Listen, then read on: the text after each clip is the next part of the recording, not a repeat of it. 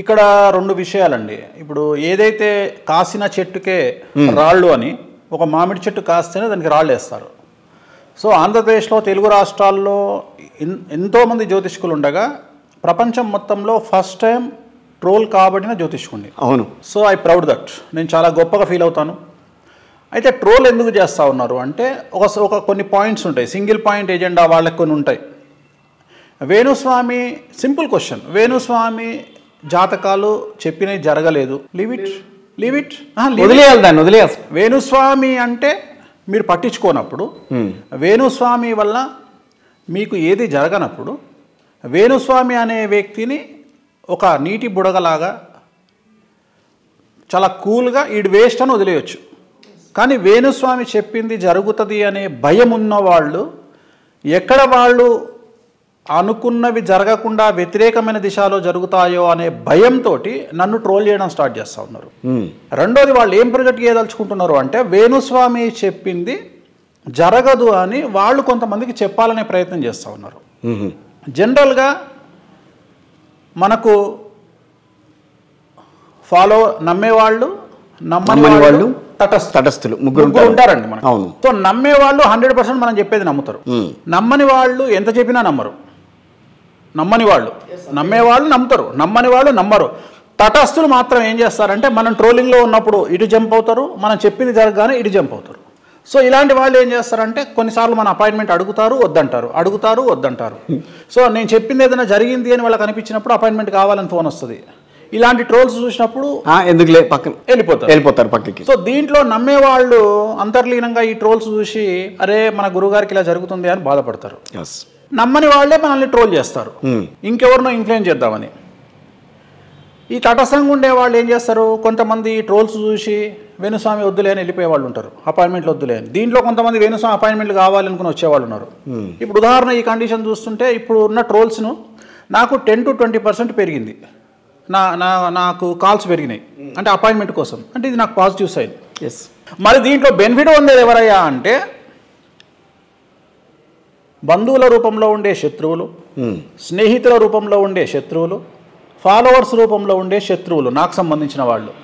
వీళ్ళు ఏం చేస్తారంటే నాకు సంబంధించిన ట్రోల్ ఏదన్నా సెల్ ఫోన్లో రాగానే అదేదో చిరంజీవి సినిమాలో చెప్తాడు, నువ్వు ముగ్గురికి సహాయం చేయి, మరో ముగ్గురిని సహాయం చేయమను అనే టైపులో వీళ్ళు పంచుతూ ఉంటారు, అందరికి పంపిస్తుంటారు. నా ట్రోల్స్ అన్నీ పంపిస్తుంటారు. పంపించి ఆ వారం 10 రోజులు ఎంజాయ్ చేసి రోజు దాగే పెగ్గు కంటే 2 పెగ్గులు ఎక్కువ దాగి 2 చికెన్ ముక్కలు ఎక్కువ దాగి సంకలు గుద్దుకుంటారు. వేణుగాడి పని అయిపోయింది. బంధువులు కానీ స్నేహితులు కానీ. సో వీళ్ళందరూ కూడా స్నేహితుల రూపంలో ఉన్న శత్రువులు ప్లస్ బంధువుల రూపంలో ఉన్న శత్రువులు. స్ట్రైట్గా చెప్పండి ఎవరెవరు అసలు అనేది. ఫాలోవర్స్ రూపంలో ఉన్న శత్రువులు. ఇది వాళ్ళు ఎంజాయ్ చేస్తారు. సో నేనేమనుకుంటా అంటే నా వల్ల వాళ్ళు ఇంకొన్ని రోజులు ఎక్కువ బ్రతుకుతారు కాబట్టి ఐ ఫీల్ వెరీ హ్యాపీ. ఎందుకంటే ఈ ఆనందం వల్ల ఇంకో 4 రోజులు బతుకుతారు. అవును, అంతే కదా. అంటే పార్టీల వల్ల దీంట్లో మీరు అనుకున్న దీంట్లో నేను మాట్లాడేది ఇప్పుడు నన్ను ట్రోల్ చేయడం వల్ల బాగా సంతోషపడేది ఎవరు అంటే ఇప్పుడు నా స్నేహితులు కొంతమంది శత్రువులు అవ్వచ్చు, నా బంధువులు అవ్వచ్చు, నా ఫాలోవర్స్ ముసుగేసుకున్న శత్రువులు కావచ్చు. అల్టిమేట్గా శత్రువులే ఇక్కడ సంతోషపడతారు, నా ఫాలోవర్స్ బాధపడతారు. గురువుగారికి ఇలా జరుగుతుంది, మనం కూడా కత్తి పట్టుకుని రోడ్డు మీదకి పోదామా అని. కానీ వాళ్ళు ఆ టైపు కాదు కాబట్టి సైలెంట్గా ఉంటారు, కామ్గా ఉంటారు. సో ఇక్కడ జరుగుతున్నది ఏంటి అంటే జనరల్గా నిజంగా నిజాయితీగా నేను మనిషి పుట్టిన, నేను ఆస్ట్రాలజర్ను, బ్రాహ్మణ కమ్యూనిటీలో పుట్టిన, మా నాన్నకు చాలా పెద్ద పేరుంది, నాకు చీముని ఎత్తురుంది. నిజంగా ఇంతమంది జాతకం చెప్పే వేణుస్వామికి ఆయన జాతకం తెలీదా? తెలుసు. ఈ ట్రోల్ అవుతుందో నాకు తెలీదా? తెలుసు. నేను 1 week బిఫోర్ చెప్పిన, నా భార్యతో మాట్లాడుతూ ప్రభాస్ సినిమా అబోవ్ యావరేజ్ అవుతుంది, సలార్ సినిమాలో ఏముండదు, ఎలివేషన్ తప్ప అని చెప్పిన. రెండోది ప్రభాస్ ఫ్యాన్సే చూస్తారు, ఎవ్వడు చూడడు ఈ సినిమా, ప్రభాస్ ఫ్యాన్సే చూస్తారు. రెండోది నన్ను ట్రోల్ చేస్తారు, ప్రిపేర్ అయ్యి ఉండు అని చెప్పిన. ఎందుకు అన్నది, ఎందుకు అంటే ఒక్కొక్క ఐక్యూ లెవెల్ ఒక్కొక్కలాగా ఉంటుంది.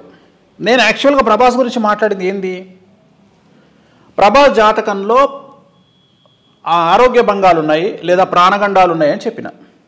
అది తెలుసుకునేంత నాలెడ్జ్ కానీ అక్కడికి రీచ్ అయ్యేంత స్తోమత కానీ వాళ్ళకు ఉండదు.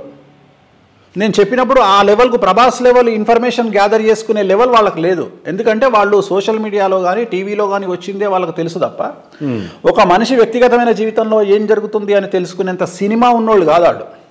సో వాళ్ళు ఏమనుకుంటారు, సినిమా హిట్ కాగానే వేణుస్వామిని దులుపుదామని దులిపారు. Simple logic. నేను 2 ఎగ్జాంపుల్స్ చెప్తా. నా దగ్గరికి జనాలు వస్తారు జాతకాలకు. నేను జాతకం చూసి మీ ఇంట్లో మగ సంతానం పుట్టే యోగం లేదు అని చెప్పి రాస్తా. రాయగానే వాడికి నేను చెప్పిన కరెక్ట్గా సంవత్సరం లోపో 6 నెలల లోపో కొడుకు పుడతాడు. అంటే నేను చెప్పిన దానికి పూర్తి వ్యతిరేకమైన ఫలితం వచ్చింది. అక్కడ వచ్చింది. వాడి ప్రౌడ్నెస్, వాడి లుక్స్ మారిపోతాయి, వాడి యాటిట్యూడ్ మారిపోతుంది. గురుగారు కొడుకు పుట్టాడండి అంటాడు. ఓకే. నేనేమంటా అంటే ఒక 8 నెలల తర్వాత 6 నెలల తర్వాత డాక్టర్ చూపించండి అమ్మా అంట. నాకు తెలుసు వాడు ఏ ఆటలో ఓల్తోనో లేకుంటే ఆటిజంతోనో పుడతాడని. రైట్ రైట్, అర్థమైంది. ఆ విషయం ఆయనకు తెలియదు కదా. సో వాడి ఉద్దేశం ఏంది, వేణుస్వామి ఫెయిల్ అయ్యిండు అనుకొని వాడు సంకలు గుద్దుకుంటాడు. గుద్దుకున్న తర్వాత కరెక్ట్గా 6 నెలల తర్వాత మీ వాడికి ఆటిజం స్టార్ట్ అయిందండి, సిండ్రోమ్ కనిపిస్తుంది, జాగ్రత్త డాక్టర్ చెప్తాడు. మళ్ళీ బండి ఇమ్మీడియట్గా యూటర్న్ తీసుకొని మళ్ళీ నా ఆఫీస్కి వస్తుంది. ఏంది గురువు గారు ఇదని. నేను చెప్పాను దీన్నే బాబు సంతానం లేదు అంటే మూసుకోమని అర్థము, సంతానం లేదు అంటే మూసుకోమని అర్థము.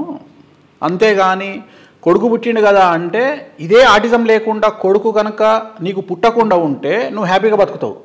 వీడిని 20 ఏళ్ళలో 15 ఏళ్ళలో వాడు బ్రతికే వరకు నువ్వు వాడిని పెంచడము అంటే ప్రత్యక్ష నరకంలో నువ్వు బ్రతుకుతున్నట్టే. ఇది అస్సలు లాజిక్. సో వాడు సంకలు గుద్దుకుంటే నేనేం చేయాలి? నాకు తెలుసు ఏం జరుగుతుందో.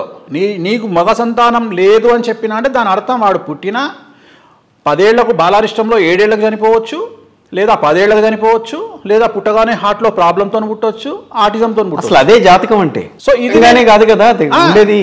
నేను ఇది చెప్పితే వాడికి అర్థం చేసుకునే స్టామినా లేనప్పుడు నేను నవ్వుకుంటా, లిటరల్గా నవ్వుకుంటా. నేను నవ్వుకోవడం తప్ప నేను చేయగలిగింది ఏమీ లేదు.